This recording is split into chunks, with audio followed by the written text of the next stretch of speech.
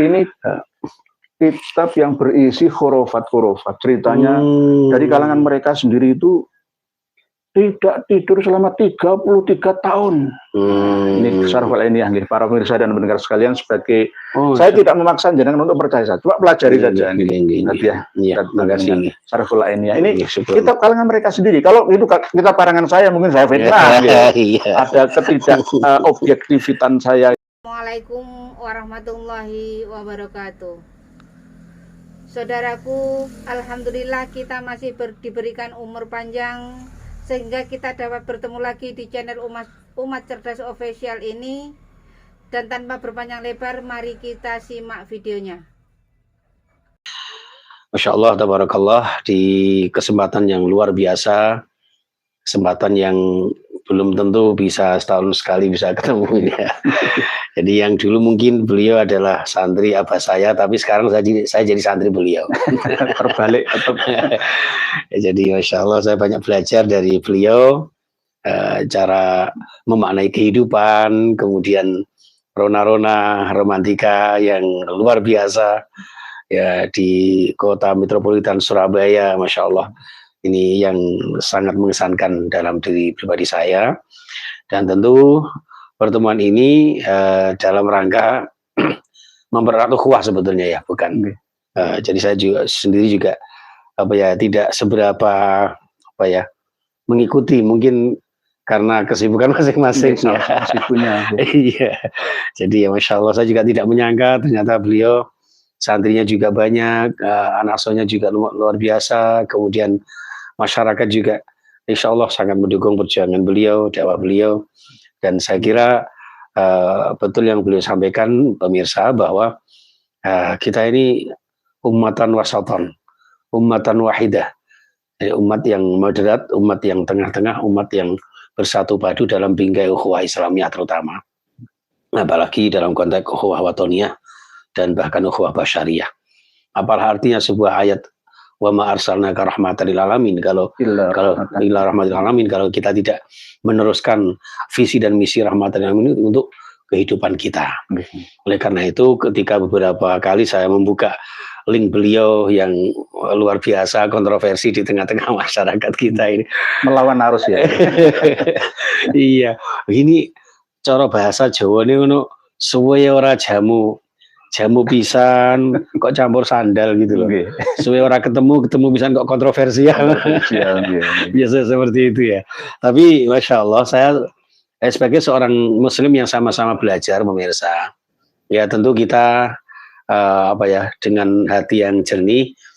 Terus terang saya memang betul-betul mau belajar mau sharing-sharing apa sih yang ada sebenarnya gitu, tanpa harus membenci berlebihan atau senang berlebihan kepada seseorang, karena bagaimanapun juga siapapun dia, apakah seorang wali, apakah seorang zuriyah apapun, toh tetap sebagai manusia kan begitu ya. Itu mitra pemirsa rahimakumullah. Maka kali ini mohon izin kalau boleh saya bertanya ini. Moga. Antara lain adalah bahwa selama ini kan saya mendengar panjenengan sering melontarkan bahwa ada nasab-nasab yang tidak nyambung atau bagaimana itulah ya. Itu saya mohon pencerahan, mohon pencerahan. Nah, apa alasan panjenengan bisa mengatakan bahwa para habaib itu nasabnya tidak nyambung gitu loh. Jadi saya sering matur sama anak-anak muda itu, Joko Sembung naik ojek, kok gak nyambung Jack gitu. Jadi saya mohon penjelasan dari panjenengan. Tafadhol ya. Sebelum saya jawab pertanyaan yang pertama dari Romo Kiai Khazin Mustafid MPDI Kiai Haji, terlebih dahulu mukadimahnya saya kasih hadiah ini langsung. Masya Allah. Terima kasih kepada Allah. Iya. Ini tulisan dari Kiai Haji Maduddin Utsman sebenarnya. Jadi nanti panjenengan bisa membacanya, memahaminya. Kalau ada yang kurang memahaminya, monggo datang langsung ke tempat kami. Ini untuk kita buka data kitabnya, manuskripnya, semuanya. Nanti kita musyawarah tahsul masail bersama. Tapi khusus masail yang bukan fikihiyah ya. masail tentang ilmu nasab, ilmu silsilah. Nah, tadi panjenengan bertanya seperti itu. Alhamdulillah, inilah ciri dari ulama-ulama kita, tidak mengedepankan emosional tapi intelektual. Jika tidak bertanya, maka tidak tahu, maka bertanyalah. Malu bertanya sesat di jalan. Kenapa kok saya sering menyampaikan hal-hal yang kontroversial? Apakah gara-gara Kiai Haji Maduddin Utsman saja yang melontarkan wacana tidak tersambungnya nasab para habib yang ada di Indonesia ini, atau bagaimana? Pertama kali memang beliau yang menyampaikan dengan tesisnya itu, lalu gaung pun bersambut. Kami pun ikut melakukan penelitian, tetapi sebenarnya sudah sejak lama ya saya meneliti ada ketidakberesan, ada kejanggalan dalam doktrin dogmanya para habib ketika menyampaikan kajian-kajian kepada umat.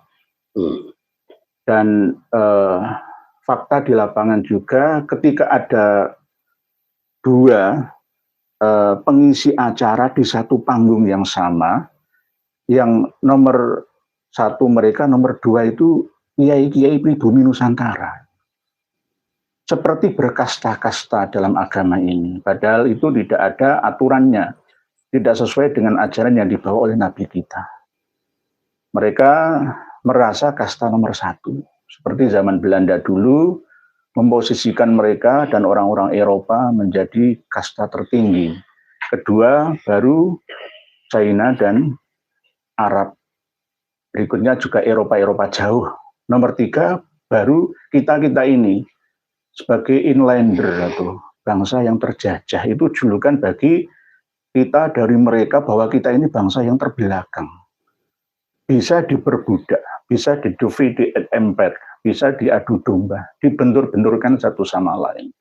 Nah, bermula dari kasus inilah maka kami pun bangkit. Yang sudah lama terpendam itu akhirnya kami munculkan ke permukaan. Jangan sampai kami dituduh pembawa penyebar fitnah. Maka saya tampilkan kitabnya. Kitab-kitab ini ya, ini bukan kitab tafsir seperti yang panjenengan sampaikan dalam ceramah-ceramah itu. Ini kitab khusus nasab. Yang bisa mengakses dan memiliki kitab-kitab ini adalah Naqobatul Ashraf Internasional. Tidak ada penerbit yang mencetak kitab-kitab ini di Indonesia. Kecuali baru-baru saja di antaranya kitab internal Ba'alawi, misalkan semisal Syarhul Ainiyah. Ini kitab internal para habib sendiri. Kalau kitab-kitab nasab sejak abad 2 sampai 9 Hijriah ini di Indonesia hampir nggak ada. Dan alhamdulillah kami sudah mendapatkan ini sejak lama sebenarnya. Kami kaji terus seiring dengan pengakuan oknum ya Habib Ba'alawi, dalam diri saya ini ada darah Nabi, saya ini ada cucu Nabi, dan akhirnya menganggap orang selain dari klan mereka itu rendah.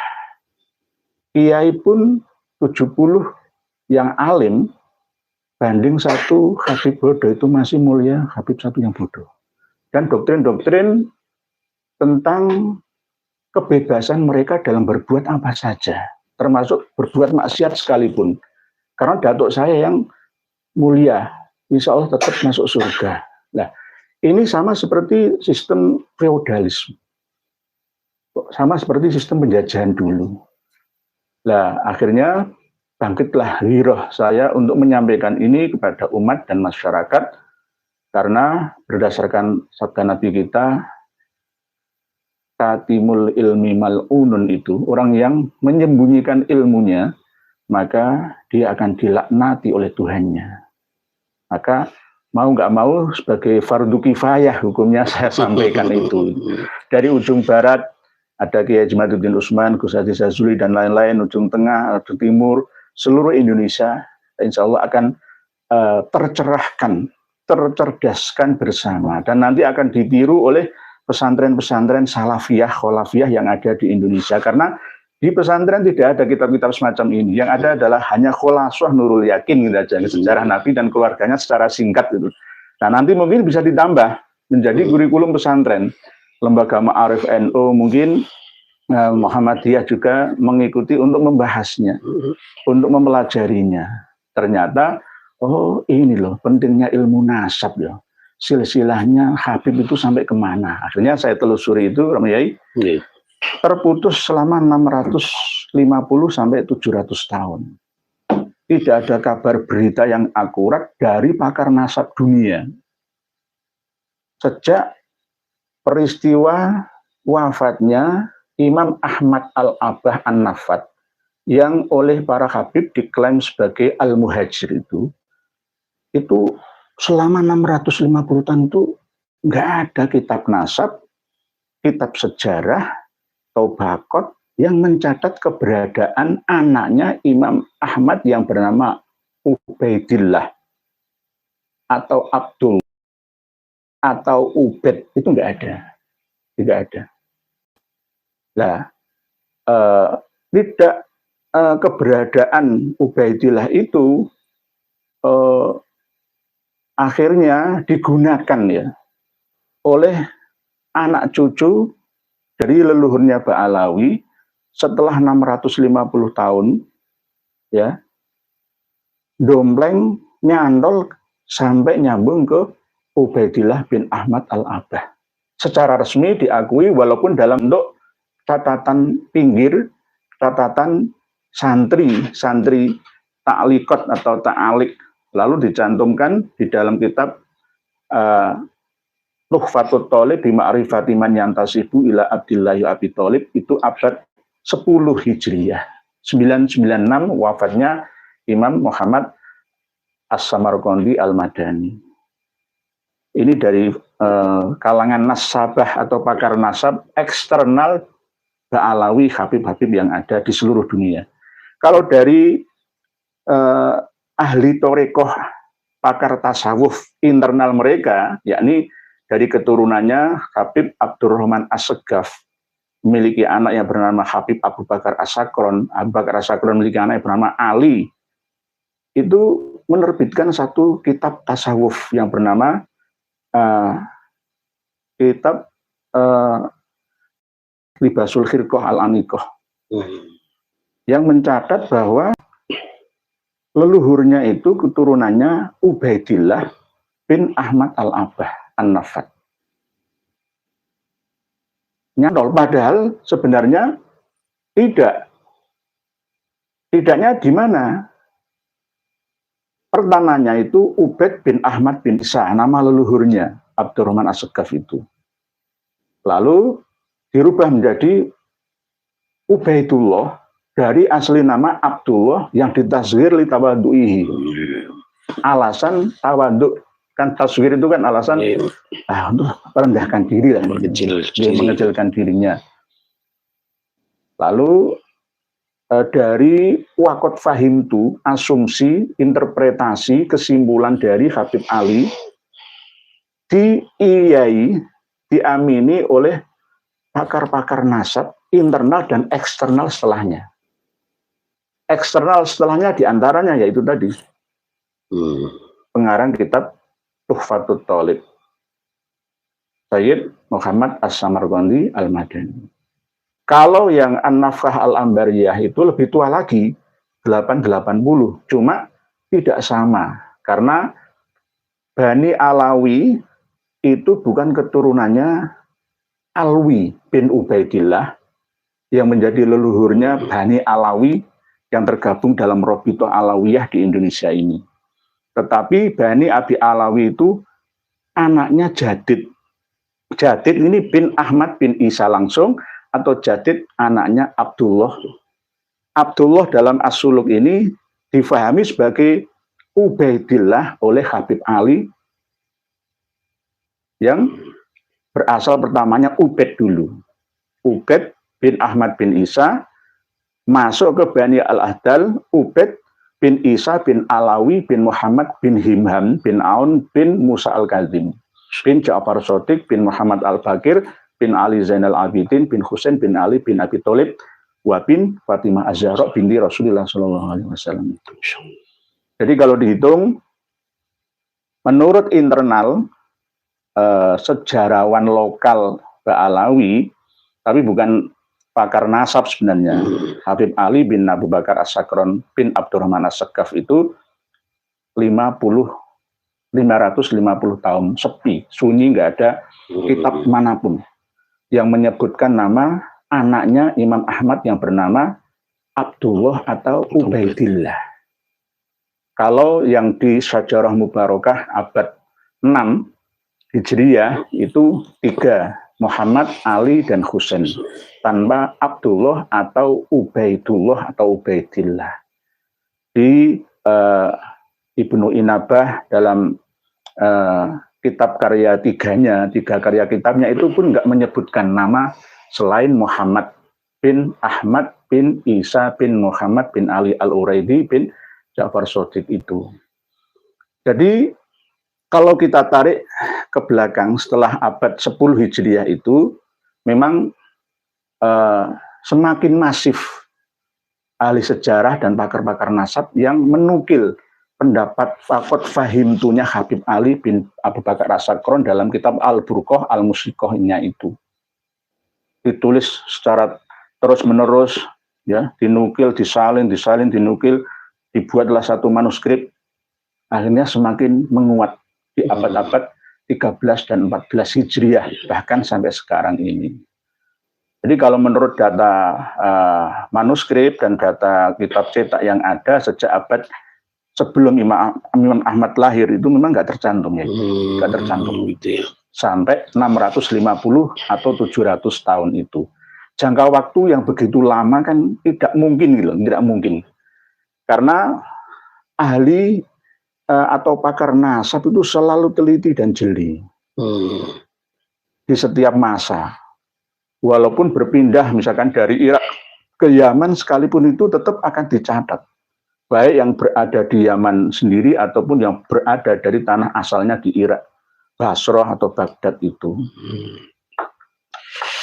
Begitu lamanya, sepi sunyi dari pencatatan dalam kitab-kitab nasab yang ada. Kalau sekalian kitab nasab itu nggak ada semua, itu nggak apa-apa. Kitabnya ada, tapi sosoknya itu yang nggak ada.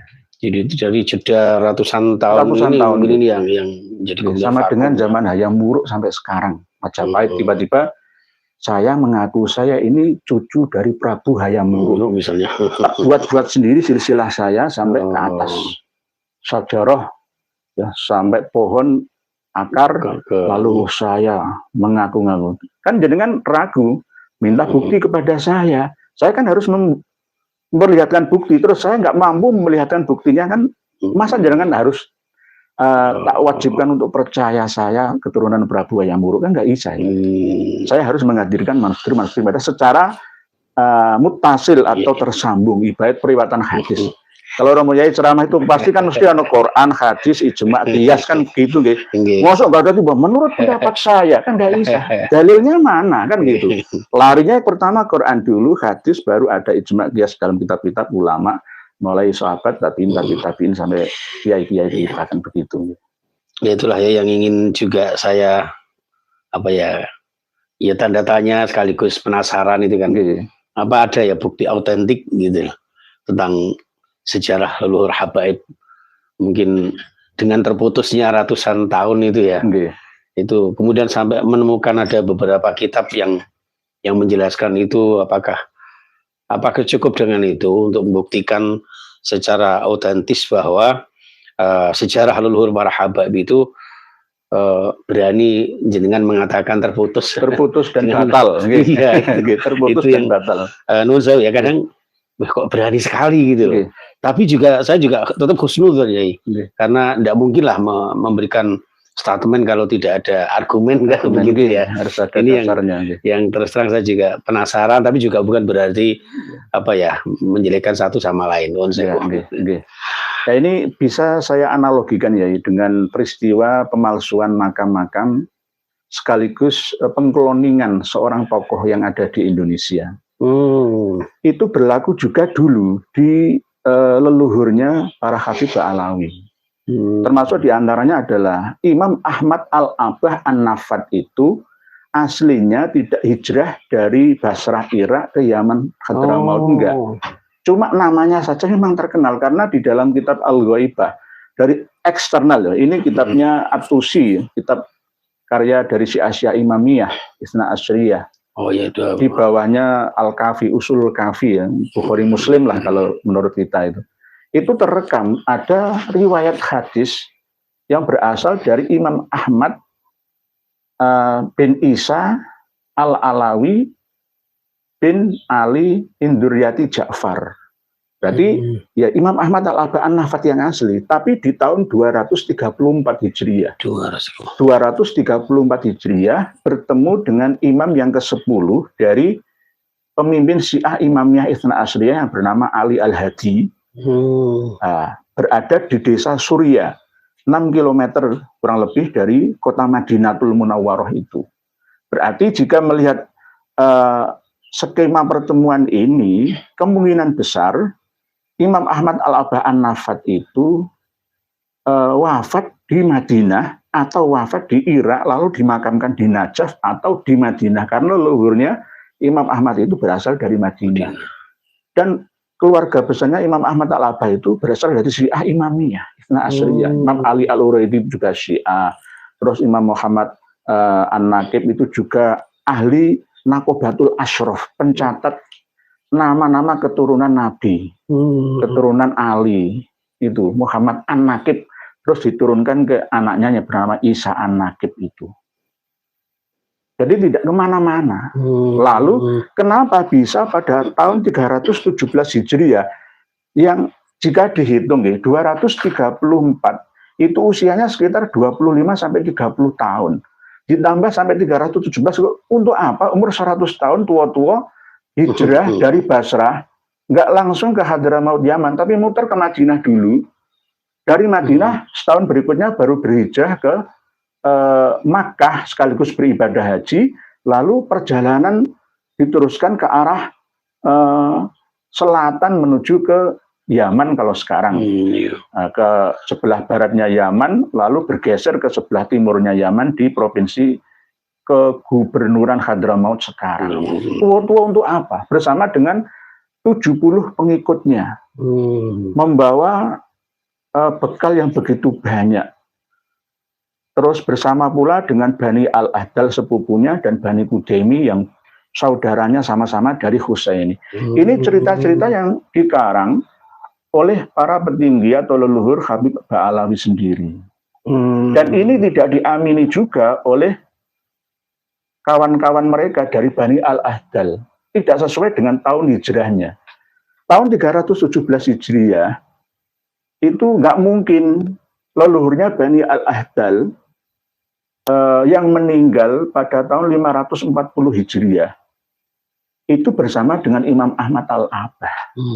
Saya punya manuskrip aslinya, punya karangan buku atau kitab dari Marga Al-Ahdal sendiri. Yang saksi yang bersama-sama katanya hijrah itu. Jadi nggak sinkron ya, ini nggak sinkron. Yang saya dengar, yang saya tahu itu kan hijrahnya dari Yaman ke Madinah. Lalu di Madinah kenapa kok hijrah lagi? Karena di Madinah itu dituduh seperti mau mendirikan semacam kerajaan sendirilah, yang kemudian mendapat satu perlawanan atau bagaimana dan mendapat ancaman sedemikian rupa sehingga hijrah lagi. Itu nggak di Madinah. Ancamannya itu katanya versi dari Habib Ba'alawi sendiri ya. Itu ancamannya dari dinasti Abbasiyah yang ada di Irak sendiri, bukan di Madinah. Bukan di Madinah itu ya. Bukan di Madinah, di Iraknya. Tapi ini tidak masuk akal juga ya. Tidak masuk akal karena tahun 317 ini bersamaan dengan huru-hara Ka'bah itu dihancurkan oleh Syiah Ismailiyah yang memiliki sekte di bawahnya yaitu Koromitoh. Itu ekstrim ya. Merampas semua harta para hujjaj atau orang-orang yang beribadah haji dan membunuhnya sekalian. Totalnya ada 30.000 nyawa dibunuh di sekitar Ka'bah, sumur Zam-Zam, dan banyak juga yang lari pun turut serta dibunuh dan dirampas hartanya.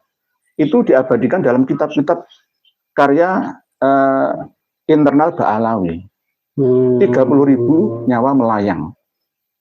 Terus hartanya itu dirampas oleh. Tapi aslinya gimana? Memang betul Seperti itu atau ini itu masih simpang siur. Ada yang mengatakan tidak sampai 30.000, tapi ada yang mengatakan lagi lebih dari 30.000 karena ini jamaah haji seluruh dunia katanya seperti itu ya. Jadi kalau di dalam Istizadah ini jelas disebutkan 30.000 nyawa jamaah haji dibantai oleh Syiah Koromitoh dengan pimpinan Abu Said Al-Janabi, Abu Thohir Al-Janabi. Jadi terekam betul peristiwa itu. Tapi dari sejarawan Sunni ini masih belum mengamini, nggak sampai segitunya. Inilah yang dicatat oleh ahli pakar sejarah kita, Hajar Aswad selama 22 tahun itu dicongkel, dihancurkan, dibawa ke Hajar, daerah Bahrain, sebelah timur dari sekarang ya Uni Emirat Arab sekitar situ itu. Ada 30.000 nyawa melayang dibantai dalam kondisi berada di tanah haram, tidak siap perang. Nah, 317 bersamaan dengan hijrahnya. Tapi ini nggak sesuai. Nggak sesuai. Tahunnya itu nggak sesuai dengan kitab-kitab sejarah yang ada. Lalu untuk menyesuaikan ini, akhirnya dibuatlah sejarah-sejarah pada abad-abad berikutnya, supaya terlihat mensejarah itu. Terlihat dari mana? Ya dari tarikh wafat dan lahirnya tokoh-tokoh mereka sendiri. Kalau Romayai melihat silsilah nasabnya Habib Muhammad Rizik Syihab, silsilah nasabnya Habib Lutfi bin Yahya, Habib Bahar bin Sumaid, itu kan aneh gitu loh. Anehnya itu mosok meloncat. Orang yang sudah meninggal 80 tahun kok iso punya anak lagi. Terus ada lagi orang yang lebih lahir duluan anaknya daripada bapaknya. Terus Muhammad Al-Faqihil Muqaddam bin Ali bin Muhammad Sohib Mirbad itu lahirnya 574 Hijriah, wafatnya 653 Hijriah. Padahal Ali Khalid Isam itu buyutnya, itu wafatnya tahun 729 Hijriah. Nggak masuk akal. Masuk akal. Terus dicatat lagi, Ubaidillah itu lahirnya tahun 320 Hijriah. Nah, terus tadi yang hijrah 317 itu siapa? Padahal Imam Ahmad Al-Abai itu dalam sejarah dicatat hijrah bersama anaknya dan cucunya yang namanya Ismail atau Basri karena lahirnya di Basrah. Ya Allah. Nah, jadi simpang siur nih. Iya. Oleh sebab itu termasuk alamat nasab palsu itu adalah tidak sinkron, selalu tumpang tindih itu. Tumpang tindih itu. Yang selama ini kenapa mungkin terlalu, ya bukan terlalu sih, khusnudzon kami bahwa tidak sejauh itu kami memahami. Jadi kami ya mungkin karena tidak belajar sejarah seperti jenengan ya. Sama-sama. Makanya saya juga butuh belajar tentang itu. Semua orang itu sebenarnya sama, ya. Sebenarnya itu punya kesempatan yang sama dan potensi yang sama. Cuma hanya kemauan saja yang tidak sama. Gitu. Saya mendengar terakhir kali ini ya dari Prof. Andri itu ya, itu mengatakan bahwa kami ini sebagai agen Dajjal. Saya berbicara kitab dan data. Ayo kita adu data, kan begitu. Jadi kayak jenengan kan saya sangat menghargai jenengan karena bertanya dulu lah lebih baik daripada ngomong tanpa data. MUI pun nggak punya datanya ya. MUI pun nggak punya datanya. Ada nggak kemungkinan untuk ke MUI? Hari ini sudah. Tadi pagi kawan-kawan kami yang dikoordinir oleh Tubagus Nurwati yang pernah kesini juga sama istri, termasuk juga Irwan Pesi, itu artis-artis, dan PWI Banten itu juga sudah lapor, sudah untuk menentukan sikapnya MUI secara tegas. Harus mau mendengarkan masukan dari kita ini. Karena kita ini tidak dibiayai oleh agen intelijen asing. Betul. Saya hanya ngikutin sebagian-sebagian aja, bahwa ini masing-masing personal. Saya sebetulnya tidak ada satu kelembagaan tertentu yang secara formal ya mewadai ini. Nah, sejauh ini dengan kapasitas seperti ini ya itu bagaimana keijtimaan para ulama tentang hal ini. Mungkin ada seperti beberapa yang disampaikan oleh Syekh Ali Jum'ah kemarin itu, nasab Ba'alawi itu memang sudah ijma, disepakati oleh ulama. Terus ulamanya ulama siapa? Ulama pakar fikih atau pakar nasab. Pakar nasab pun bisa terpecah dalam masalah silsilah nasab ini. Nah, kalau berdasarkan syuhrah wal istifadhah itu menurut Rosail fi ilmil ansab itu jelas menerangkan, begitu juga di dalam Kafi al-Muntakhab fi ilmin nasab itu harus ada data yang menjadi rujukan pertamanya, yakni sambung menyambung sampai di mana tokoh itu ada, hidup di tahun berapa. Gitu. Sama seperti nyambungnya periwayatan atau sanad kita. Gitu. Itu yang saya maksudkan. Jadi kayak kalau Sahih Bukhari, Sahih Muslim kan ada sanad, terus rawinya mengacu pada sanad tersebut sama nyambung sama Rasulullah. Gitu. Al-isnad duminatin laulal isnad laqala man syaa. Isnad atau sambung data periwayatan keilmuan itu harus ada, bahkan wajib ya. Kalau tidak ada berarti orang nanti akan mengaku seenaknya. Misalkan saya mengatakan saya memiliki guru dari ilmu tauhid atau akidah dari Abah Jenengan Romogi Haji Mastur almarhum misalkan gitu. Nah, berarti saya boleh meriwayatkan cerita beliau dari mulut saya ke santri saya dan seterusnya kan begitu gitu. Tidak boleh saya harus seenak saya sendiri ngarang-ngarang cerita, kecuali saya mengembangkan pemahaman saya berdasarkan matannya, saya hanya mensyarahinya, itu boleh. Sama seperti misalkan kitab nasab ini ada yang bertanya, terus jenengan itu guru nasabah, pakar nasabnya siapa?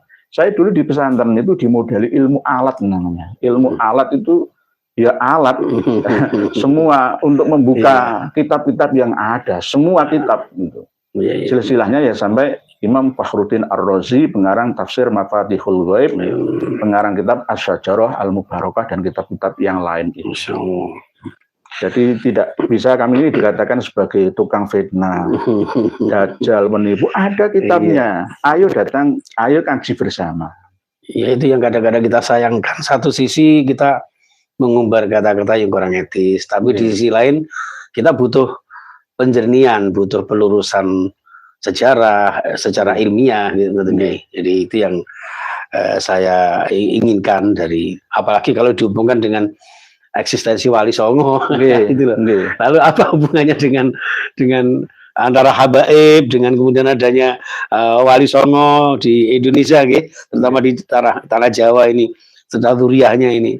Apakah kira-kira ada kemungkinan nyambung tidaknya dengan Rasulullah? Sebenarnya ontran-ontran ya. Atau kekiran ini bukan dari kalangan Duriyah Wali Songo dengan Habaib Alawi saja, itu tidak sebenarnya.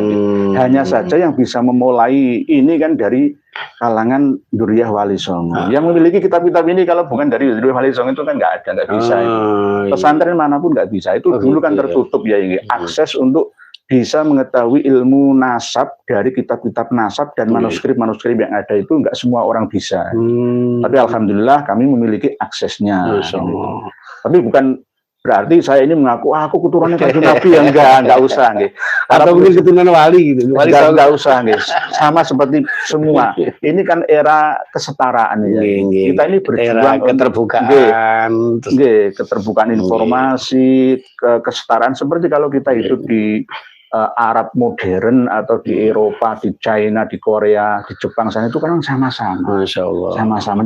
Kalau di Indonesia ini kan berlebihan dalam mengkultuskan atau hulu terhadap tokoh seseorang. Kalau saling menghormati wakiril kabir warahma as-shaghir kan nggak masalah, itu perintah Rasulullah seperti itu. Tetapi kalau harus cium kaki jenengan itu kan ya, nah ini kan nggak ada perintahnya. Kakinya di pokoknya itu namanya hulu lah. Inilah yang kami jadikan sebagai bahan pendukung kami. Oh ternyata pas kitabnya begitu oh nggak masuk. Faktanya mereka kelakuannya seperti itu gitu. Nah, sebenarnya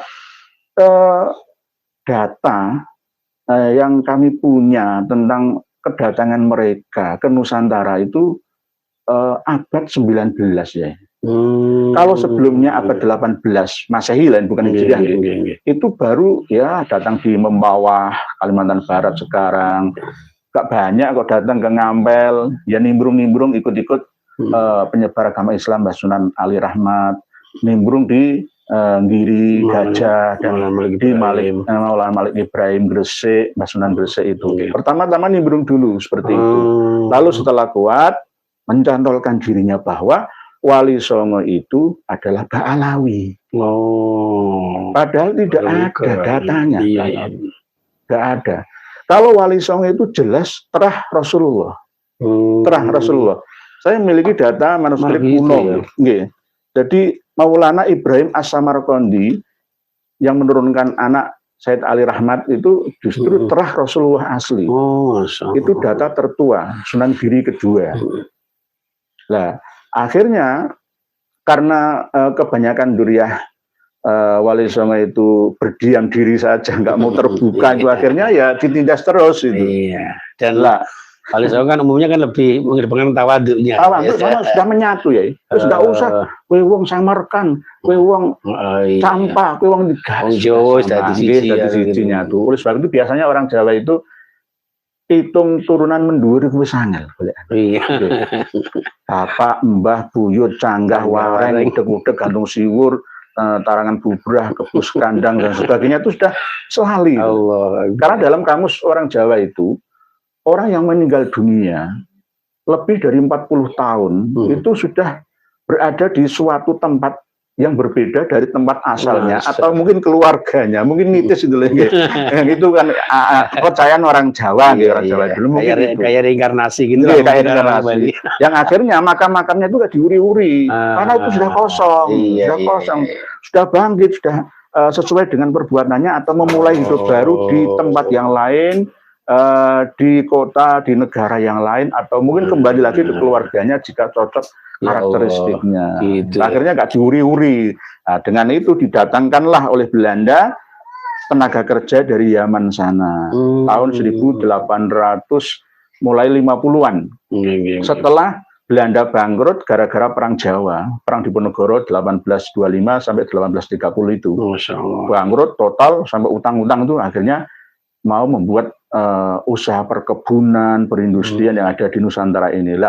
Nggak mungkin orang-orang Belanda itu merekrut tenaga kerja pribumi karena kiai-kiai itu teroris, teroris, radikalis, ekstremis semua kiai-kiai itu. Gitu. Nggak mungkin setia dengan penjajah. Akhirnya pertimbanganlah mereka melalui Wilhelmina, akhirnya ditunjuklah panitia mendatangkan tenaga kerja kalau nggak dari Bangladesh atau India belakang, dari Yaman ini. Akhirnya dipilihlah yang dari Yaman karena Yaman ini agamanya sama-sama Islam. Gitu. Lalu seiring ditemukannya kapal uap, ya, maka dari Indonesia dipindah ke Suriname oleh Belanda untuk bekerja di perkebunan tebu. Lalu didatangkanlah tenaga kerja dari Yaman berbulan 1850 sampai 1880. Brol-brolan. Jadi misalkan Mbah Buyutnya Habib Taufik bin Abdul Qadir As-Segaf itu bukan datang tahun 1700-an enggak, tahun 1900-an.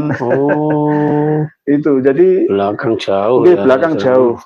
Nah, ini yang tidak dimengerti oleh kiai-kiai kita. Dikira itu sudah zaman wali. Enggak, bukan. Yang mengislamkan tanah Nusantara mulai dari Sabang sampai Merauke itu justru dari Duriah Wali Songo itu. Wali sana atau Wali 10 atau Wali Songo terserah, itu hanya sekedar silsilah simbol saja. Simbol yang awalnya mendarat di Aceh itu kan, yang itu kan ya betul. Banyak juga dari kalangan habaib yang sudah berada di sekitar pemerintahan Al-Malik Muzaffar Shah yang ada di Aceh sana itu sudah ada. Cuma hanya sebagai ya guru ngaji biasa, sama seperti yang ada di Kesultanan Matan yang ada di Kalimantan Barat itu. Lalu Habib Hussein Al-Qadri atau Al-Qadri itu akhirnya dijadikan sebagai ya mufti lah zaman kalau sekarang itu mufti. Ada kemungkinan nggak nyambungnya nasab secara turun-temurun ke atas? Ini dari Wali Songo, dari para habib yang pro kontra itu kemudian ketemu gitu, kira-kira bisa nggak? Bisa ketemu nggak? Ada yang coba untuk mempertemukan, tapi tetap kalau menurut saya nggak ketemu. Nggak ketemu juga. Karena Wali Songo bukan Ba'alawi, baik yang dari silsilahnya Syarif Hidayatullah, ataupun yang dari silsilahnya Ali Rahmatullah. Nggak nyambung. Nggak nyambungnya ke Yaman itu nggak nyambung. Hadramaut nggak nyambung. Karena kalau kita lihat di kunci utama, Maulana Ibrahim As-Samarqandi itu Samarkand, Uzbekistan sana. Yes. Satu provinsi yang ada di Uzbekistan, Bukhara sana, dekat dengan Bukhara. Imam Bukhari itu. Samarkand. Samarkand itu bukan Yaman, kan? Jauh. Kalau silsilah leluhurnya Syarif Hidayatullah sampai Mesir malah, bukan Yaman. Jadi campuran. Sebenarnya kiai-kiai Jawa kita ini ya ada yang nyambung dari jalur bapak, ibu, mbah, sampai ke Wali Songo, selang-seling lah, silang-silang itu. Ya, atau mungkin yang Habaib ini jalurnya sampai ke Husain, yang Wali Songo sampai ke Hasan itu nggak ada juga ya ke arah situ ya. Kalau kitab-kitab mereka ada yang mencoba menyambungkan dari anaknya Muhammad Sohib Mirbat. Itu memiliki anak 4 yang bernama satu Ahmad dan Abdullah. Itu tidak memiliki keturunan, hanya perempuan dan satunya meninggal ingkirot. Terus yang memiliki keturunan itu Ali sama Alwi. Ali ini terkenal dengan nama Walidul Faqih, ayahnya Muhammad Al-Faqihil Muqaddam, yang menurunkan semua mayoritas margaba Alawi yang ada di seluruh dunia. Terus yang Alwi ini Amul Faqih, pamannya Muhammad Al-Faqihil Muqaddam. Amul Faqih ini memiliki anak, diantaranya ada Abdur Malik dan Abdur Rahman. Yang Abdul Malik ini katanya hijrah ke India yang bergelar Azmat Khan. Dari India ini memiliki anak katanya yang bernama Abdullah bin Abdul Malik Azmat Khan. Nah, itu menurut keterangan Salim bin Jindan, ya, seorang sejarawan Ba'alawi, begitu juga Habib Alwi bin Thohir Al-Haddad, seorang mufti Johor Malaysia yang wirawiri ke Indonesia juga, itu juga menyambungkan ke situ. Begitu juga berdasarkan Summa Oriental, seorang Portugis ya, yang membukukan sejarah-sejarah sejak kerajaan Demak sampai masa hidupnya, seorang ahli obat dari Lisbon, Portugal atau Portugis itu. Berdasarkan itu lalu dikuatkan oleh sejarawan dari kalangan Belanda sendiri, Van den Berg itu. Nyambung. Iya, nyambung ke situ, padahal ini hanya kira-kira saja. Hanya karangan, hanya perkiraan ya, perkiraan gambling kalau orang mungkin paling demen orang harus ngerti wae, awur wae, spekulatif, jadi nasab spekulatif. Padahal coba kalau kita telusuri dari sejarah yang ada di Nusantara nggak nyambung, tapi dipaksa-paksakan untuk nyambung. Disambung-sambungkan. Jadi nggak nyambung sama sekali, nggak ada ketersambungan dari segi tahun data kesejarahannya. Maksudnya kan ngeten. Untuk yang ini paling tidak kalau nyambung ke Husain, yang satunya nyambung ke Sayyidina Hasan, paling tidak nanti kan ketemunya di Sayyidah Fatimah atau Ali gitu kan. Ini kalau lihat dari keterangan panjenengan berarti kan sampai ke Husain aja nggak nyambung, ngerti nggak? Ada yang nyambung ke Husain, ada yang nyambung ke Hasan. Misalkan Sunan Giri, nyambungnya ke Al Hasani gitu. Terus misalkan ke Syarif Hidayatullah ke Al-Husaini, Musa Al-Kadzim, kan Al-Husaini kan, Musa Al-Kadzim itu dari Husain bin Ali bin Abi Thalib. Tapi kalau dari Al-Qadiri, Syekh Abdul Qadir Al-Jalani misalkan itu ke Al-Hasani bin Ali bin Abi Thalib. Jadi Wali Songo itu dari Al-Husaini juga ada dan Al-Hasani juga ada. Intinya di Tarikh Al-Hindi gelar Azmat Khan untuk Abdul Malik, Abdullah, Azmat Khan dan lain itu nggak ada. Oleh sebab itu kami juga sering kontras dengan kawan-kawan kami yang ada di Nakobah Ansab Aulia Autisah yang masih tetap mempertahankan marga Azmat Khan. Di antaranya yang ada di Ndresmo, itu di antaranya juga sudah ada yang Basyaiban, Asyaibani yang benar, Azmat Khan. Jadi ini akhirnya kita ini gegeran antara sesama kiai sendiri. Padahal kalau kita tilik kesejarahannya itu jelas-jelas dipaksakan nyambungnya itu. Gitu ya. Dipaksakan ya. Ya Allah. Jadi gara-gara itu tadi Jawa perang di Ponegoro, Belanda gagal total perekonomiannya bangkrut, lalu mempekerjakan orang-orang yang didatangkan dari Yaman. Kalau ada Habib yang mengatakan saya dan datuk-datuk saya datang ke Indonesia untuk mencetak ulama, itu keliru ya. Bukan, mereka datang ke Indonesia itu untuk bekerja, mencari nafkah, karena di Hadramaut Yaman sana itu paceklik, larang pangan, dan semakin banyaknya kelahiran anak-anak mereka. Ya Allah. Siapa yang mengatakan itu? Dari Habib Abdurrahman bin Ubaidillah As-Segaf sendiri, dari kalangan mereka sendiri. Ada kitabnya Al-Istizadah ini yang sering saya bacakan, saya bawakan itu. Jadi kalau ada yang dari kalangan habaib mengatakan kami dan datuk-datuk, ngapusi itu. Ada yang datang tapi untuk mendamaikan, karena memang para pendatang imigran dari Yaman itu sering gegeran antara sesama komunitas mereka. Yang satunya ingin moderat, yang akhirnya mendirikan Al-Irsyad, ditampilkan terus yang satunya enggak, kita ini Sayyid, didukung oleh Belanda, dipoles. Wah, ngaku saya lah enak ya. Akhirnya akhirnya pada waktu itu kalangan habaib Alawi sendiri juga tidak sampai memverifikasi nasab leluhurnya. Pokoknya gelem melu aku, wajahmu wajah Arab, bukan wajah Jawa, pribumi. Ya, pokoknya tak marga apa gitu loh. Kasta-kasta mereka yang paling tinggi As-Segaf, itu kasta tertinggi ya. Al-Hajjat, Al-Atas, nek kasta Mbak Amir, Mbak bin Sahil itu nggak terkenal. Bin Kaf, Al-Kaf itu juga nggak terlalu terkenal. Jadi jenengan misalkan kumpul bersama dengan para habaib, jenengan dari marga siapa ya ini? Kan gitu. Saya dari bin Sahil. Begitu ya. Kata saya kan jadi jenengan dari marga dari As-Segaf. Oh gitu ya. Kasta tertinggi ini kan. Itu. Jadi beda-bedakan beda-beda kelas, strata sosial ya. Strata sosial. Jadi ini yang kita tentang, karena memang di dalam asli ajaran kita kan inna akramakum indallahi atqakum. Fastabiqul khairat tetap berjalan, tapi jangan merendahkan.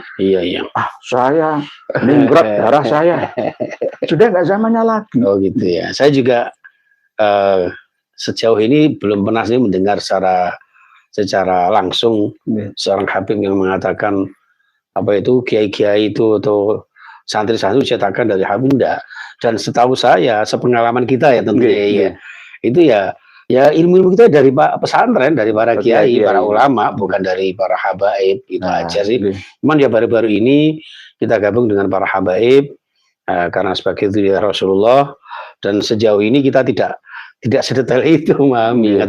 Saya melihat dan mengikuti channel panjenengan ya, ketika di channel panjenengan itu mensut Habib Umar bin Hafid itu cucu Nabi, semoga kita nanti bisa dipertemukan dengan kakek datuknya Rasulullah SAW. Sebenarnya bukan nih, Habib Umar bin Hafid, Habib Ali Al-Jufri itu bukan keturunannya Kanjeng Nabi Muhammad SAW. Sesuai dengan data kitab yang ada. Tapi kalau hanya sekedar dogma, sugesti, doktrin saja, ya saya nggak tahu gitu. Nah, akhirnya kan ini yang dimanfaatkan oleh mereka. Keluguan kita, kepolosan kita ini dimanfaatkan oleh mereka. Oh ternyata orang Indonesia Islam goblok-goblok ya. Wah Indonesia ada goblok lah ya. Terus tak awur wae lah. Gitu ya. Intinya seperti itu. Intinya kan begini ya ini. Jenengan misalkan kan sering kumpul dengan mereka. Kalau saya anti. Oh gitu ya. Pengalaman panjenengan seperti apa? Ini jujur-jujuran saja. Kan jenengan ada dalam satu panggung yang sama. Terus pengalamannya apakah ada pandangan yang berbeda atau atau saling menghormati atau bagaimana? Pastinya enggak. Saya bisa melihat tatapan mata kok. Ikut Habib 100 tahun nggak akan bisa jadi Habib.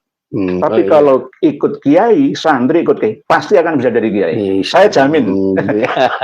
Inilah bukan saya. Inilah saya jamin. Ya kan memang jalurnya beda. Kalau kiai kan dari Jawa, Habib kan dari Arab. Walaupun saya sering mengatakan sama beliau-beliau, kalau Habib ini asli Arab, saya Arab pating kena. Saya suka bergurau. Artinya begini, sejauh ini Yai ngapunten ya. Terlepas dari saya kurang memahami detail sejarah atau biografi yang sedemikian rinci seperti yang jenengan sampaikan, karena ya tadi mungkin ya entah itu terdogma atau terdoktrin atau apa, cuman pengalaman pribadi saya dengan beliau-beliau itu saya niatkan untuk bersolawat Nabi, ketemu dengan orang-orang soleh, dan selama ini walaupun di sisi lainnya juga kadang-kadang ketemu dengan dengan Habib-Habib tertentu ya, Habib-Habib muda yang ngomongnya wah kok keras kayak gini, menjelekkan, bahkan ada baru-baru ini aja ada potongan-potongan yang mengatakan darah Nabi dan sebagainya, sampai apapun menjadi itu maksiat apapun akan diampuni sadatu kita itu kan. Itu baru-baru ini aja. Itu yang justru saya juga nggak mau taklid buta seperti itu gitu loh. Saya nggak mau terjebak seperti itu. Tapi di sisi lain saya sayang sama mereka. Mereka adalah setingkat ulama. Tapi kalau dikatakan bahwa Habib itu harus sakral, harus suci, apalagi disucikan, kita juga nggak setuju. Saya juga sering sampaikan kepada santri-santri, kepada anak-anak saya, ketika gabung dengan jelasah-jelasah majelis-majelis itu, ya sebatas ta'zim, takaruman, tabarukan kan begitu, dan mengambil ilmunya gitu.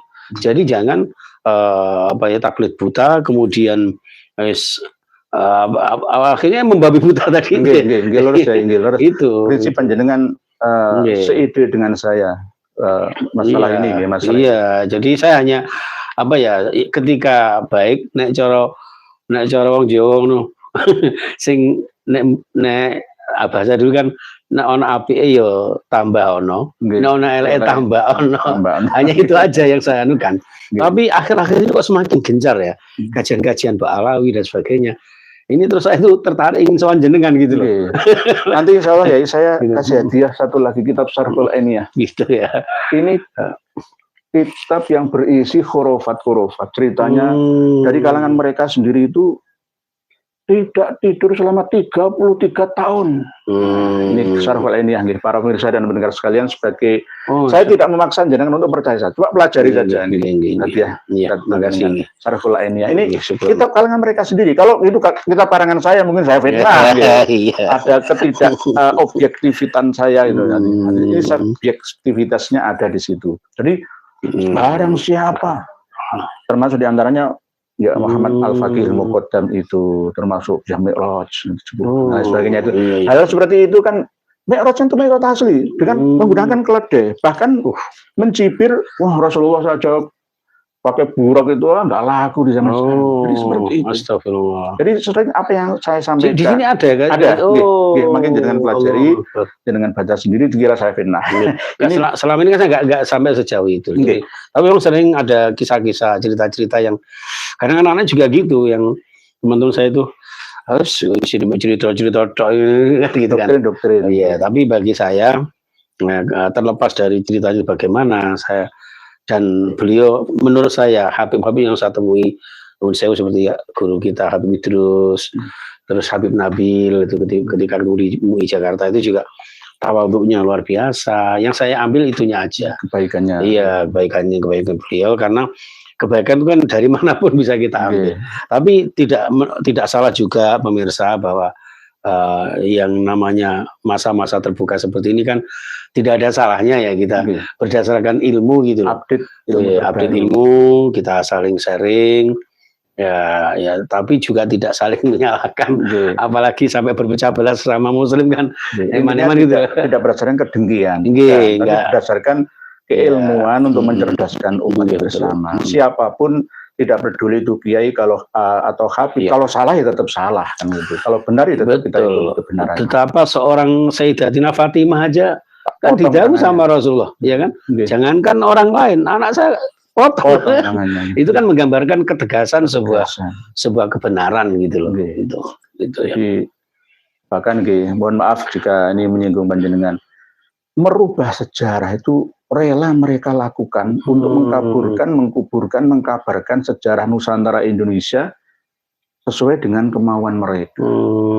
Jadi kalau kita telusuri sampai ke dalam kemana-mana merembet itu jelas, sama Yai. Kejahatan mereka itu jelas. Nah, ini ya nanti kita akan bertemu lagi di acara live di waktu yang lain. Masih panjang insya Allah. Gitu ya. Karena ada data yang kami miliki itu. Kenapa kok kami harus bergerak?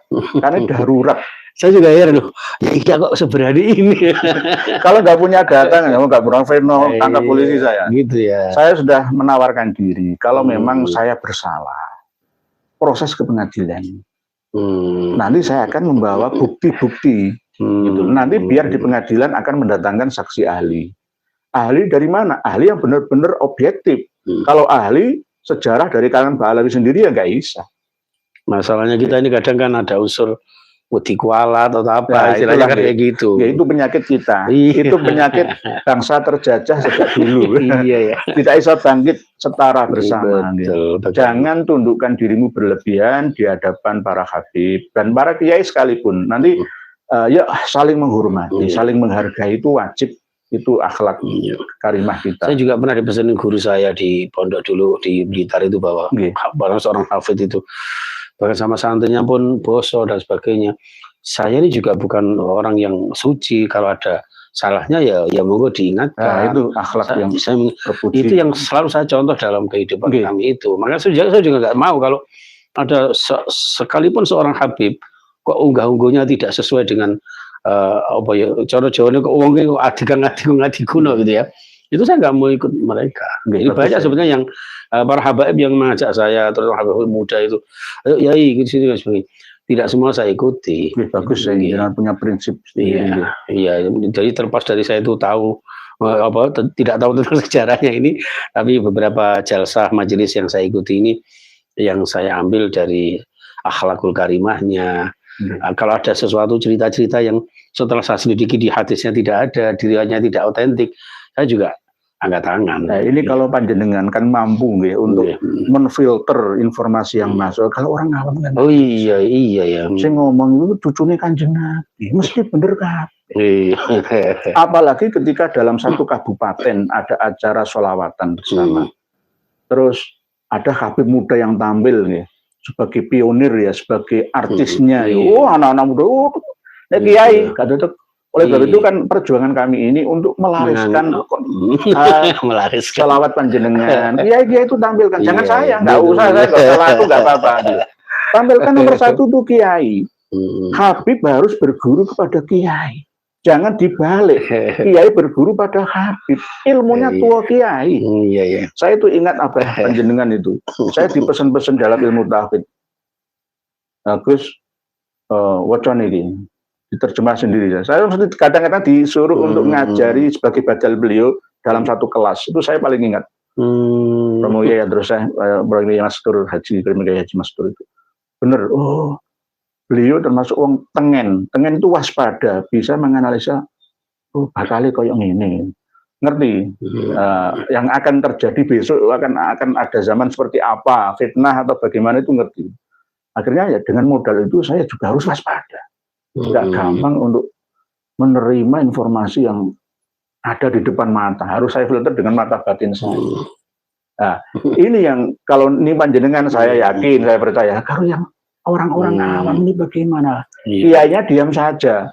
Ya sama dengan kambing, domba, silakan dimakan oleh singa, kan begitu. Kiainya yang berdosa ini nanti itu. Ibarat kita ini penggembala, kok membiarkan gembalaan kita dimakan oleh serigala. Ya, berarti kita sama dengan katimul ilmi mal'unun itu sama dengan orang yang tidak memiliki jiwa amanah bisa dipercaya. Nah, inilah yang membangkitkan semangat kami ya. Bukan karena apa-apa, bukan karena sampai sejarah-sejarah itu tadi. Mohon maaf, Habib Idrus Ala Idrus yang guru jenengan itu pernah mau merubah asal usul nama Surabaya dengan Sirul Bahi. Gitu. Sirul Bahi, kalau nggak percaya saya punya buktinya.